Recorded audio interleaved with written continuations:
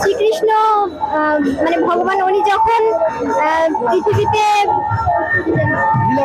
লীলা করেছিলেন তখন হচ্ছে এটা ব্রহ্মার কি হরে কৃষ্ণ। হরে কৃষ্ণ। তো প্রভু আপনার নাম কি?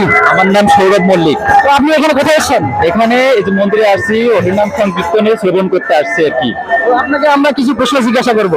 জি, অবশ্যই পারি। তো এই যে হরিনাম কীর্তন শুনতে আসছেন, তো একটা বাণী রয়েছে যে পৃথিবীতে আছে যত নগরাদি গ্রাম সর্বত্র প্রচার হইবে মোর এই নাম। তো এই বাণীটি কি করেছেন? শ্রী চৈতন্য মহাপ্রভু। বাণীটি কি করেছেন? শ্রী চৈতন্য মহাপ্রভু। শ্রী চৈতন্য মহাপ্রভু, অসংখ্য ধন্যবাদ আপনাকে। তো এবার আপনাকে নেক্সট আরেকটা প্রশ্ন করবো যে এই যে হরিনাম হচ্ছে হরিনাম সংকীর্তন, তো এই হরিনামের আচার্য কে? শ্রীল হরিদাস ঠাকুর। হরিনামের আচার্য শ্রীল হরিদাস ঠাকুর। অসংখ্য ধন্যবাদ প্রভুকে। প্রভু অনেক সুন্দর উত্তর দিয়েছেন যে নামের আচার্য হরিনামের আচার্য হচ্ছেন শ্রীল হরিদাস ঠাকুর। অসংখ্য ধন্যবাদ প্রভুকে। তো এই যে হরিদাস ঠাকুর কে ছিলেন? পূর্বজন্মে কে ছিলেন? হরিদাস ঠাকুর পূর্বজন্মে ছিলেন ব্রহ্মা। ব্রহ্মা ছিলেন। তো অসংখ্য ধন্যবাদ আপনাকে, সুন্দরভাবে উত্তর দিলেন। তো উনি এই পৃথিবীতে কি জন্য আসলেন? এটা আমার ঠিক জানা নেই, উনি কেন এসেছিলেন এটা ঠিক জানা নেই। আমাদের আপনি বলতে পারবেন? একটু সামনে আসেন, আপনি বলেন। শ্রী হরিদাস ঠাকুর পৃথিবীতে কেন আসলেন?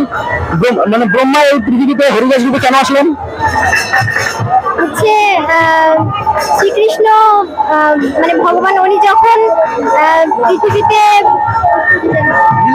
লীলা করেছিলেন তখন হচ্ছে এটা ব্রহ্মার কি বিশ্বাস করেনি।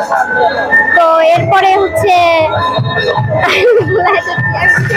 মাতাজি সুন্দরভাবে কিন্তু বলতে পারছে, মানে ওইটা জানো ঠিকই কিন্তু মানে একটু গুছিয়ে বলতে পারতেছে না। তো আসলে বিষয়টা হচ্ছে যে পরমেশ্বর ভগবান শ্রীকৃষ্ণ যখন পৃথিবীতে মনুষ্য রূপে লীলা করেছিলেন সেই সময় ব্রহ্মা সেই লীলা দর্শন করে মানে বিশ্বাস করতে চাইছিলেন না যে ভগবান পৃথিবীতে এভাবে মনুষ্য রূপে লীলা করেছেন।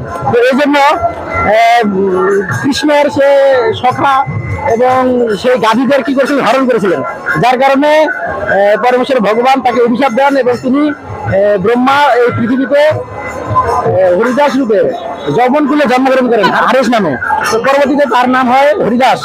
হরে কৃষ্ণ। অসংখ্য ধন্যবাদ মাতাজিকে। তো মাতাজি আপনি এটা বলতে চাইছিলেন না? মাতাজি জানেন কিন্তু একটু সংকোচ বোধ করতেছেন আসলে। তো মাতাজিকে অসংখ্য ধন্যবাদ। হরে কৃষ্ণ। অসংখ্য ধন্যবাদ বলবো আপনাকে। তো মাতাজি কি হয় আপনার? আমার ফ্রেন্ড।